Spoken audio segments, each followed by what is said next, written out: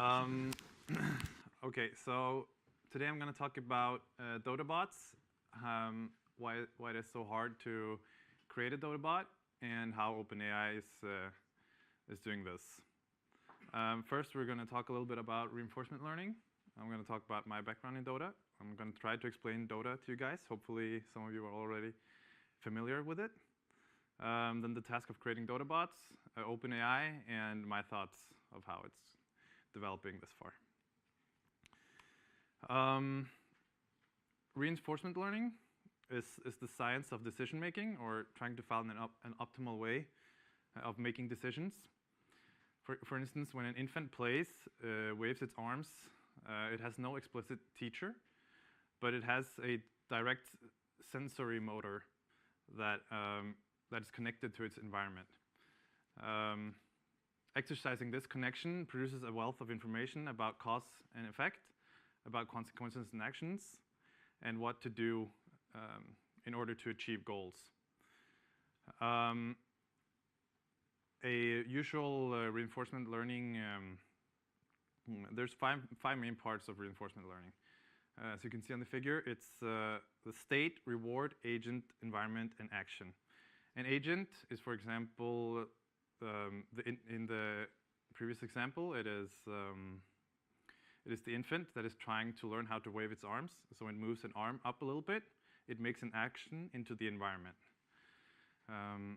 When this action is completed, it gets to a new state. For instance, its arm is moved a little bit further up, and it gets a reward of how well it is waving its arms. We can go into another example. Let's say we have a house. So the total environment is a house, and all the states are now each room in the house. So in this one, this is a vanilla Q-learning matrix, and on each row is each state, and these are the action it can perform. So if you're in state 0, you get a reward 0 if you stay in the same state. You get reward 0 if you go to room number 1, and so on.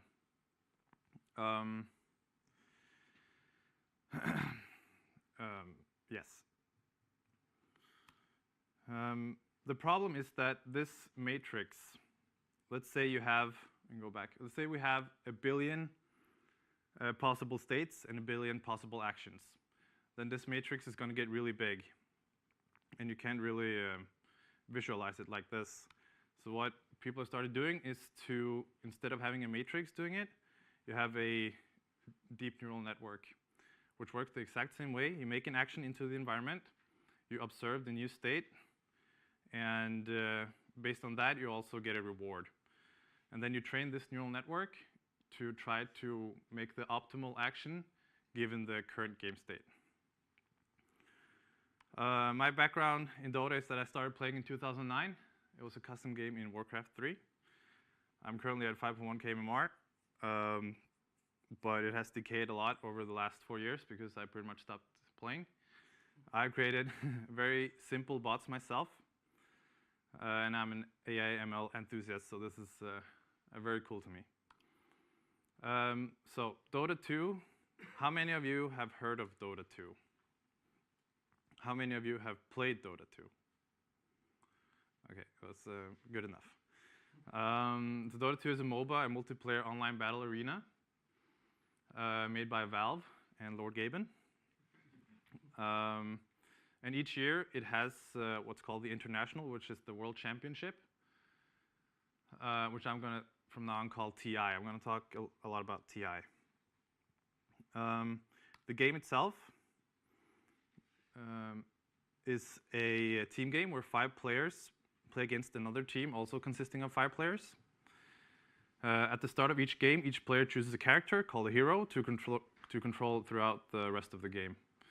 A hero has health, mana, spells, and items. If you lose all your health, you're going to die, but you respawn later in the game, so you're not dead for the rest of the game. You use your mana to cast spells, and you buy items using gold that also can cast some spells. So what do you do with this hero? Well, the idea is that you are going to destroy the enemy ancient before they destroy yours. So here's kind of the map layout of Dota 2. That was a terrible resolution. But you can see one team has its base down here, and one team has its base up here. And the ancient is in the middle of these bases. So it's about to destroy this ancient before the enemy team destroy yours. But to destroy the enemy ancient, you first have to destroy all of the towers. The towers are located in each lane. So there's 3 lanes. You can kind of see there's 3 roads connecting the base, one here and the middle one, and then the bottom one. And in order to get into the ancient, you have to destroy these towers. The last fundamental thing you need to know is that every 30 seconds, some NPC controlled units spawn called creeps. And they basically spawn one at each lane for both teams. And then you just run along the lane they were assigned until they meet an enemy. And when they meet, they just start fighting. When these creeps dies, the nearby heroes that are around, they gain experience in gold. So the heroes start very weak in the early game, and then they get stronger and stronger as the game progresses. And here you can see a small in-game screenshot where some player is controlling a hero called Storm Spirit, and it has 4 spells and has bought 6 items, which are shown here. Yes. Okay, so hurdles to overcome when making a Dota bot. The environment is a partially observable state space. I assume that almost everyone here knows what Fog of War is. Yes, hopefully, good. It is. We can go back to this one, and you can see that here it's a lot brighter than over here, which means that you can't see what's happening here. So you can't see what your enemies are doing, which makes it very unpredictable. It has a huge continuous observation space. The observation space is how many variables are needed to represent a given state. So one state of Dota is represented using 20,000 variables using the Dota API. And Go can represent one state using 400 variables. This is not the same as state space. I'll talk a little bit about that later. It has a huge accent state space. About 170,000 different possible actions where around at any given time, around 1,000 of them are going to be valid, where Go has around 250 valid actions on average. It's also real difficult because you have to plan ahead a lot. The game runs at 30 ticks per second. So in an average length Dota game, which is 45 minutes, you have 80,000 ticks. OpenAI only looks at every 4th frame. So they have 20,000 ticks the bot has to try to make strategies over, whereas Go has about 150. And also reward assignment is a big hurdle. Because how do you reward a Dota bot? It is quite hard. There's 2 main ways of rewarding a Dota bot. One way is to use a uniform assignment scheme, which is basically you get 1 point for winning and you lose a point for losing. This is what they did in AlphaGo, but AlphaGo has a lot smaller state space than Dota, so it can't really be done in Dota, or it takes too long because the bots have to explore the state space. The opposite thing is reward shaping. You split the rewards into smaller parts. Let's say you play soccer. The uniform assignment scheme will just give you get a point if you win a match, you lose a point if you lose the match. But you split it up in smaller parts, saying if you make a pass, you get a point. if you tackle an opponent and get the ball, you get a point, and also you can give punishments, yellow cards, for instance. The good thing about the uniform assignment scheme is that the bots, they tend to become very strategic because they're looking at the entire game instead of rewards that are right in front of them. But it takes forever to train, and doing it this way with Dota is going to be really tough. Yes, the reward shaping is good because it's very easy to learn. You can see a reward right ahead of you, and you just do it because it's the highest reward you get in a immediate on the next tick of the game. But it's really bad because then it can't plan into the future. A middle way between this is using discount factors. It's a parameter between 0 and 1. 0 is pretty much just using straight reward shapes. It's easy to learn, but it becomes pretty dumb. And 1 is it becomes very strategic, but very hard to learn. So this is kind of what OpenAI is doing. They're using reward shapes, but together with discount factors. The discount factors have a half-life of 5 minutes, which means that a reward now is worth twice as much as in 5 minutes, right? And then it's just diminishing from there. They give explicit rewards based on last hits, on kills, getting experience, and so on in the game.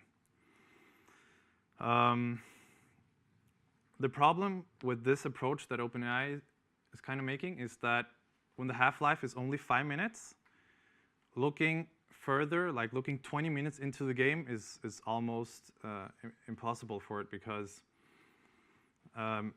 if you have a strategy that goes over the span of 20 minutes, then OpenAI's half-life time of 5 minutes is going to diminish so much that it can't really take into comprehension what is happening and what strategy is being employed.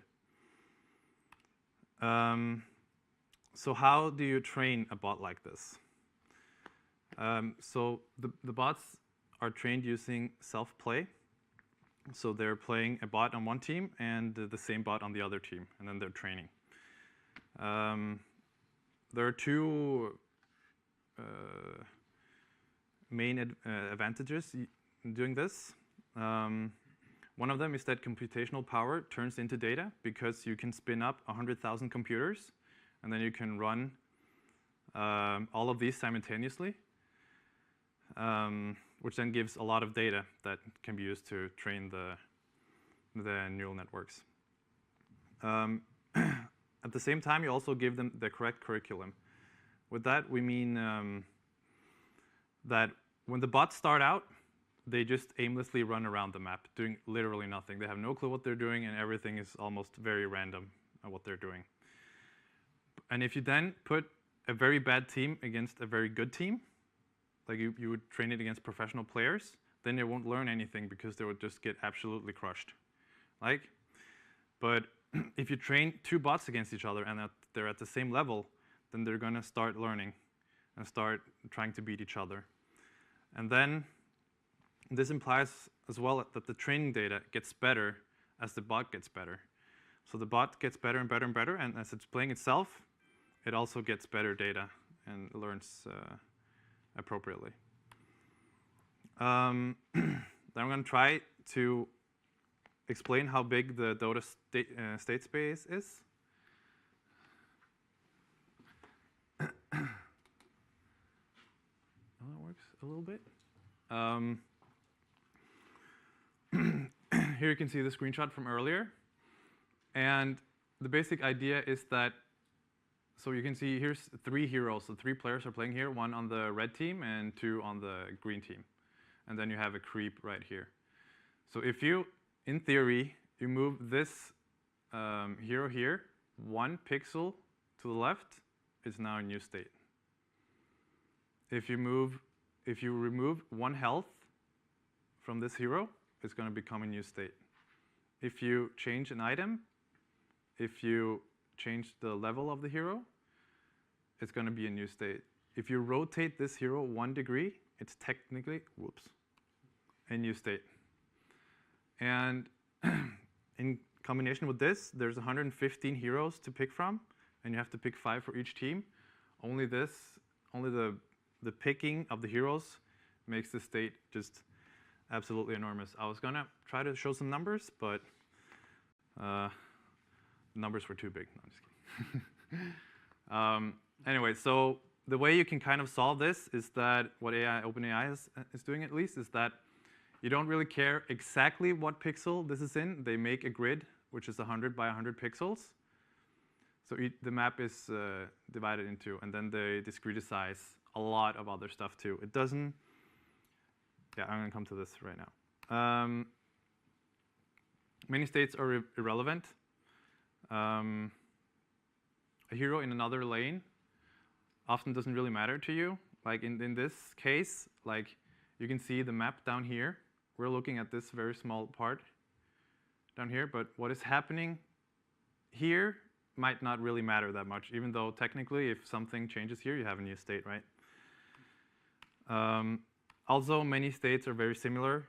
I mentioned the health. You can move it 1 up or 1 down, and it's technically a new state, but it doesn't really matter if you have 1,000 health or 1,001 health, right? Yeah. And then the Dota bot API, it was made available late 2016. It is used to move units, tag units, cast spells, get all the information. In theory, all of this information is available to humans as well. These are all the 20,000 variables you can get out of the Dota API. But the problem for humans is that you have to manually check yourself. You have to click on stuff to get this information, while the bots can get it at any time instantly. So that's a little difference. That's good to know about. Okay. So OpenAI at the TI 2017, they made their first bot. It was a 1v1. You know that the Dota is usually played 5v5, but to make it simpler, they just had 1 against 1. They combined coaching and self-play, which means that they said explicit that, okay, bot, sometimes you just have to do this, sometimes you have to do this, and then it also played a little bit against itself. The results were pretty good. They beat multiple pros, world champions, and all of them, pretty much. However, when you play a little bit more against it, you figured out that it was kind of prone to exploits, and even a lot lower ranked player could even beat it if they just used these exploits. Yes. Then fast forward to this July. A lot more information. They came out with a lot more information. This is called the OpenAI 5. They gave out that each hero is controlled by a singular 1024 unit LSTM network. It's now a little bit bigger. As I said, the input is the state, the 20,000 variables, and the output is what action should we take now, and if it is using a spell or attacking, it's what should the target for this action be.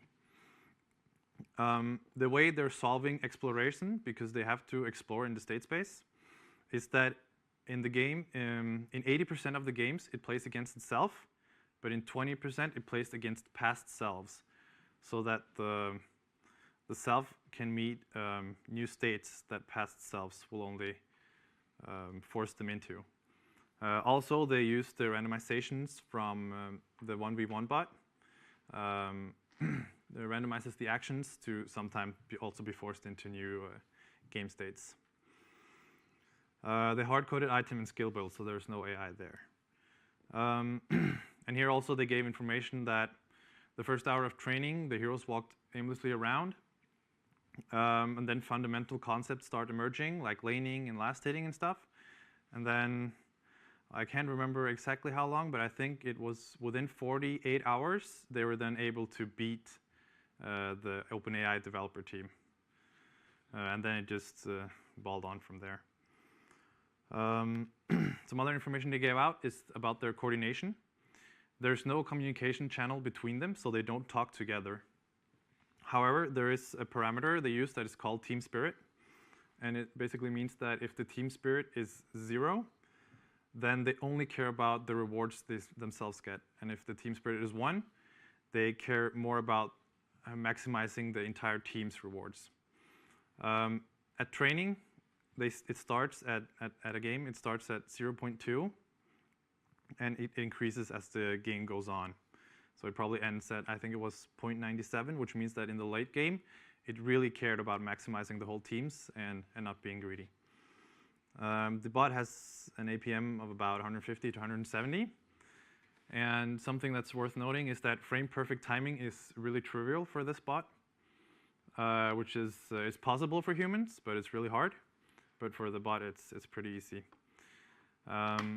At this point in time, it also played in really heavy restrictions. The heroes were a mirror matchup of 5 heroes, so they didn't have to think about implementing new heroes or anything. There was no warding. It wasn't allowed warding. Roshan wasn't allowed. Smoking wasn't allowed.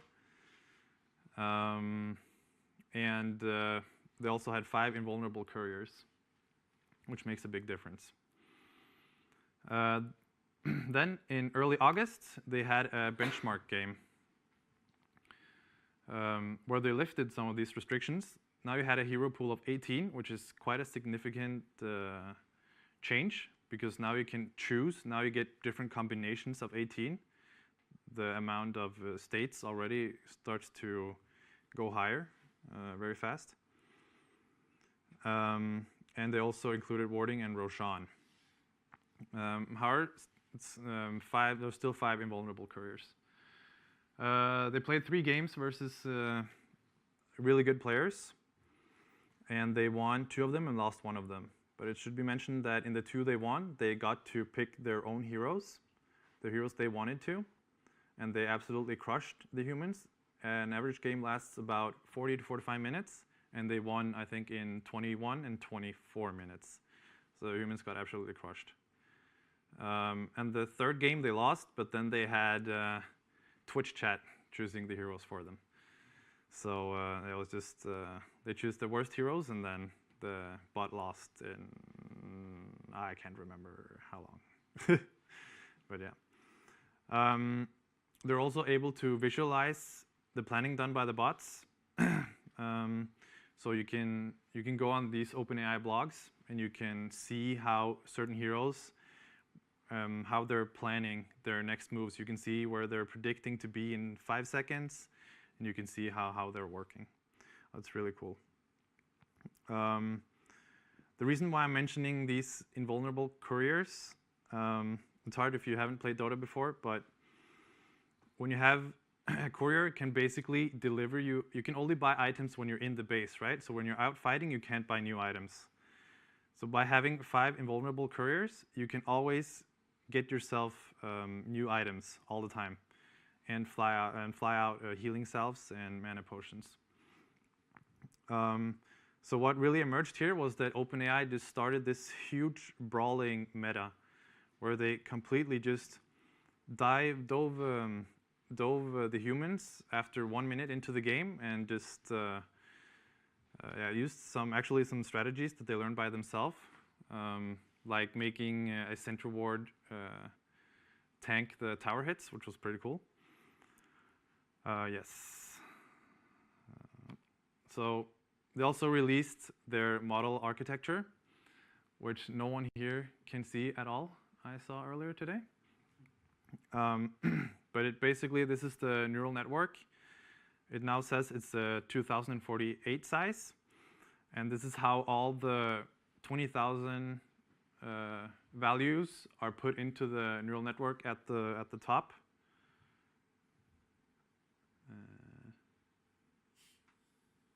At the top up here, all the values are encoded.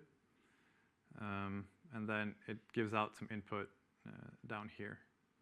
So this is for 1 player. So you can see there's multiple layers up here for all 5 players. And yeah, I'm not going to talk too much in detail about this. So the benchmark game was in early August, and TI this year was in late August, just about a month ago. And they had removed the 5 invulnerable couriers now. And the strategies changed really hard. They stopped brawling, and they started playing more normal Dota. One other thing that should be mentioned here is that they were playing significantly harder opponents. They've now played against pro teams. They played 2 games, one against a pro team and one against an all-star team of retired pros. And they did not get to pick their own heroes. The humans picked what they thought was a fair lineup for both teams, and then they played that. They lost both games, but the games lasted about 50 minutes, both of them, I think, which means that the game was really even. Usually the bot would kind of lose a little bit in the early game because for some reason the bots didn't really think that last hitting was that smart. But then in the mid game, like at the 20-minute mark, the bots really started using strategies that are quite advanced and kind of took the lead. And then in the late game again, the humans would usually win.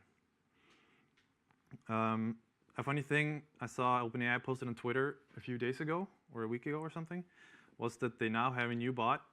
By doubling the model size and using the weights that they already have, they now have a new bot already that has a 80% win rate against the bot that played at TI. So that's pretty cool. My final thoughts about this. We're not quite there yet. One problem is the discount factors. The half-life span of 5 minutes. It's not big enough because if a game lasts for 45 minutes, you need to be able to look at strategies over the course of the whole game. And with a half-life of 5 minutes, you can't really do that yet.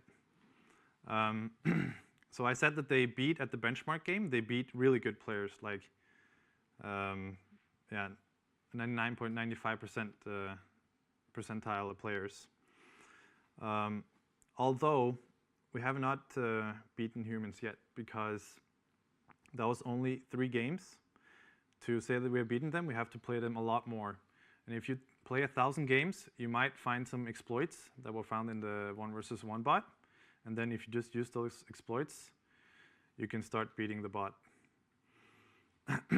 Also, the restrictions are quite heavy.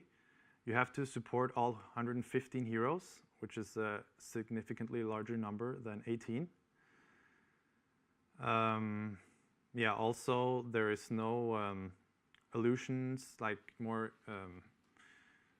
some mechanics are still not allowed yet. Illusions and, no new algorithms are really used. People were thinking that we needed to achieve a perfect Dota bot, that we needed new algorithms. Kind of turned on that a little bit, seeing these results. But as someone else I saw, it's not really a step forward. It's more like a step sideways or like diagonally. It's just spinning up a lot more CPUs and GPUs than previously and training there. Also, I mentioned that they use reward shaping. The bots use reward shaping, right? So we tell them that a last hit is good. But why should we tell them that a last hit is good? It's kind of the other way around. If you make a perfect Dota bot, it should tell us how important a last hit is. Let's say you say a last hit is 5 good. You give it 5 points for getting a last hit. Then we have to tell the bot how good a last. They can use pixel rendering from the screen, but it will just take a lot more GPUs. OpenAI also tries to make take human limits into account. Before the benchmark game, I think the response time were 80 milliseconds, but they made it on purpose up to 200 to kind of play a fair game with the humans. But yeah, they have really good mechanical skills. Frame perfect timing is pretty easy, and for humans, it's really, really hard. Yes, and don't forget that the long-term goal of this is to get closer to making a general AI to be used in other fields, or we might die trying. Yes, and these, if you want to know more, you can just check these out. I think his name is Evan Poo. He made a really good Medium blog about it, and also all the blogs OpenAI posts, they're really informative, and you can kind of go in and see how they model the Dota world and such. Yes. Any questions? Nope. All right. One question. Where is the... So you mentioned they only play using now 18 different heroes, Yes. or something. What's the limiting factor? Why can't they just use everyone? Yeah, because so I'm no professional statistic guy, but if you choose 5 combinations from 115 values, right? That's a lot of different combinations, and then on both teams. So with 18, it's not that big, but it gets like exponentially larger if you have 115. So they started with only 5. They had to play these 5 heroes. But when they introduce one more hero, you can now have combinations between heroes chosen, right? So they are doing it gradually. So now there's 18 heroes in the pool. Yeah. Yes. All right. And that's it for me.